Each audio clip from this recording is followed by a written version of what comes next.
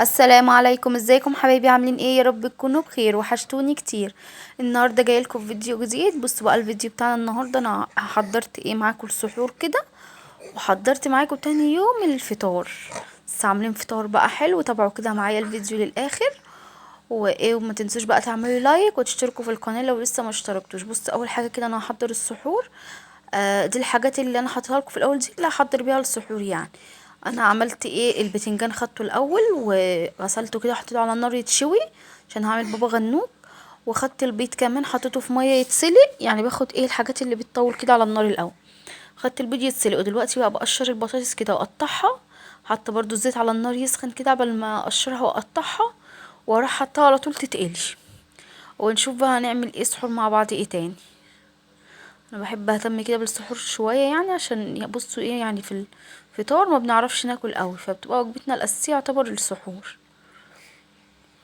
بصوا بقى قطعت البطاطس صوابع كده هقليها، وحاطه الميه زي ما قلت الزيت، عفوا الزيت على النار يسخن. انا مقطعتهم كده على طول مش مكترة، عشان يعني في حاجات كتير عشان البطاطس تخلص، تعرفين لو قعدت ما بتبقاش حلو. وكان البتنجان اتشوى اهو، طلعته بقى وبقيت بقشره كده زي ما انتوا شايفين. بصوا كان سخن خالص، بقيت بقشره كده عشان نعمل البابا غنوج بتاعنا. بصوا بقشره كده، وبعدين لو في بقى اي حاجه تسود كده بغسل ايدي اهو، وبرجع اشيل عشان طبعا ايدي بتبقى متبهدله وانا بقشره. واحسن حاجه اما نقشره وهو سخن كده بيكون ايه يعني القشر سهل كده ان احنا نشيله.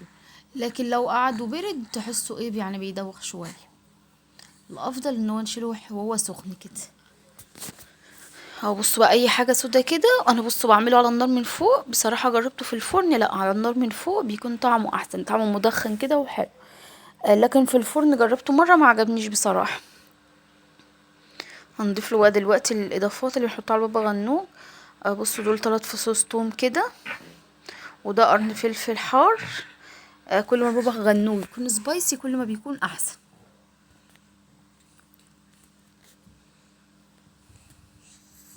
وهنحط له طبعا يعني شيء اساسي الطحينه.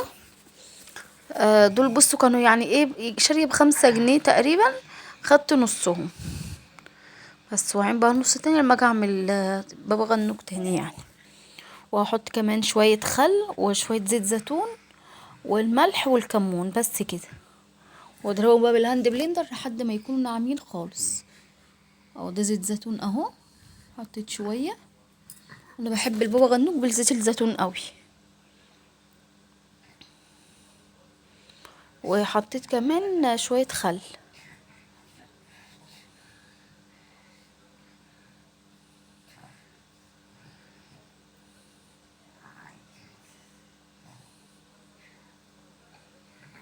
واحط دلوقتي بقى شويه ملح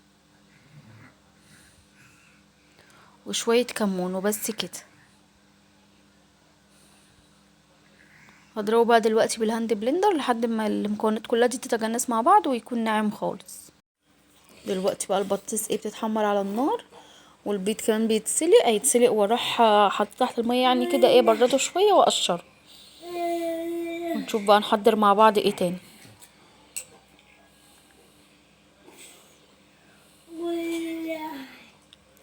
لقيته بس دلع شويه، رحت مزوده له شويه ملح واضربه ضربه كمان وخلاص كده. او حطيت له كمان قرن فلفل عشان لقيته مش حراق قوي.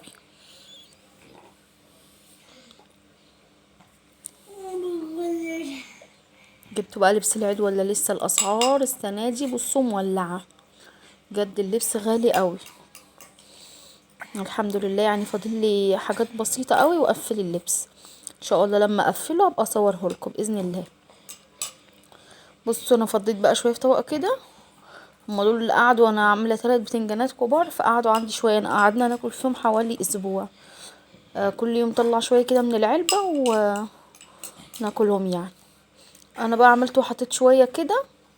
ودلوقتي هعمل السلطه. طبعا السلطه بتبقى مع البطاطس المحمره حلوه قوي، بحبها مع البطاطس المحمره في السحور. لو مش عامله بطاطس محمره بجيب طعميه.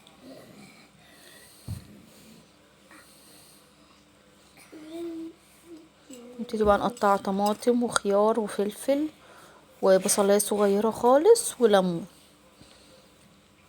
بتحبوا بقى الخضرة فيها حطوا، لكن بصراحة ما بحبش البقدونس فيها. ممكن لو خس كابوتش او الكرنب اللي هو الاحمر ده.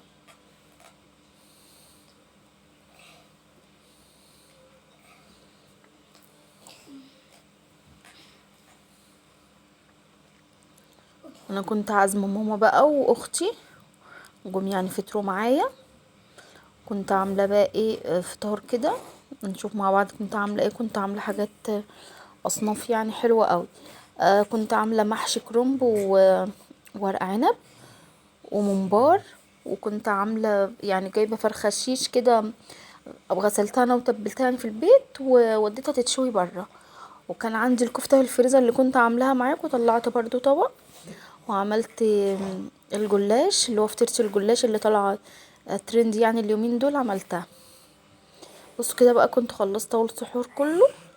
البطاطس كانت اتحمرت، وعملت كمان فول بالسمنه البلدي. والبيض اهو كنت قشرته، وعملت جبنه بطماطم. وده بلح بلبن. والعناب، العناب ده اللي هو بيكون تمر اللي هو الطبيعي وكركديه، وعاملاهم مع بعض على النار، بجد طعمه حلو قوي. كنت عاملاه معاكم السنه اللي فاتت قبل رمضان، عامله طريقته يعني. دلوقتي بقى ايه، كنا خلاص كده تاني يوم. دلوقتي هتبل بقى الفرخه اللي هي الشيش اللي قلتلكوا عليها. نحتاج بصل وتوم وفلفل وطماطم وصويا، ومش صويا صوص، دي مستردة وزيت زيتون. توابل بقى عايزين ملح، فلفل اسود، شويه بهارات مشكله، شويه بابريكا و... وملح، وحاجه بسيطه خالص اجينو، يعني ايه عشان تخلي الفرخه مسكره كده وحلو. بجد الفراخ والله العظيم كان طعمها احسن من اللي بنشتريها جاهزه. انا اشتريت بعديها فرخه مشويه جاهزه يعني كده من بره، والله ما عجبتني زي اللي انا كنت عاملاها. كنت عاملاها كانت متبله حلو كده، وكان طعمها حلو قوي. التكه بقى اللي بعملها في الفراخ، بص بتغير طعمها خالص. هي حاجه بسيطه بس بجد بتفرق جدا. انا الفرخه قبلها بيوم انا جايباها غسلاها ومتبلاها ببصلايه وملح وفلفل اسود، سايباها قبلها بيوم في البصل والملح والفلفل الاسود ده. بجد بيخلي طعمها تحفه تحفه، غير لما بنتبلها كده بالتتبيله على طول. انا ماشيه على الطريقه دي بقالي سنه. اي فراخ مشويه بعملها شيش او في الفرن، لازم بصلايه وملح وفلفل، واسيبها فيها كده يعني. لو مش هسيبها ليله كامله، على الاقل ساعتين او 3 كده. لكن انا بصراحه سبتها من بالليل للصبح، يعني التتبيله دي تبلتها الصبح، سبتها فيها حوالي 3 ساعات كده، وبعدين بعدتها تتشوي. كان طعمها تحفه. دلوقتي بقى هعمل الممبار. لما كنت عاملاه اول يوم كنت سايبه شويه كده عشان قلت ايه لما اعزم ماما واختي يعني ابقى اعملهم، عشان هما بيحبوا الممبار قوي. هو ما كانوش كتير بس يعني حلوة، حطيت طبق كده جنب الاكل. ابتديت بقى اول حاجه اعبيها الممبار، عشان قلت احطه يعني على النار. كنت حاطه الميه، قلت اعمل معبيه يكون الميه بتاعته غليت، واروح سقطاه كده، وبعدين اخش بقى ايه اشوف هعمل ايه. دخلت بقى قعدت جوه كده وقعدت الف في الكرنب، وكنت عامله كمان زي ما بقول لكم ورق عنب.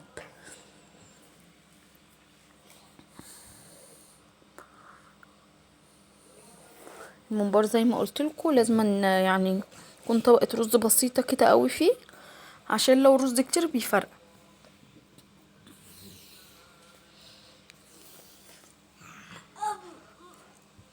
اهو شايفين.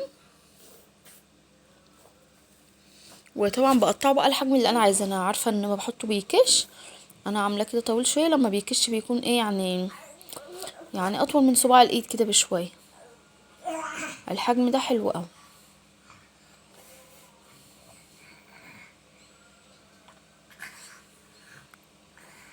انا عملته بقى المره دي بشبت بس. دلوقتي دخلت قعدت بقى ايه عشان نقضب الكرومب كده والفه. قلت يعني ما افضلش واقفه في المطبخ، قلت اخش كده اعمله وانا قاعده. وكنت عملت كمان الورق العنب زي ما بقول لكم.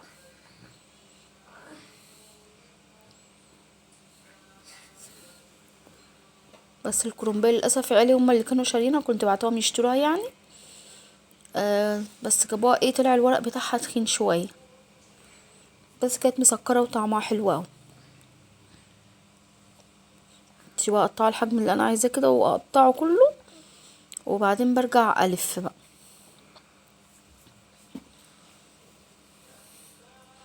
النهارده ماما واختي هيطلعوا معايا في الفيديو، اول مره يظهروا معايا للقناه.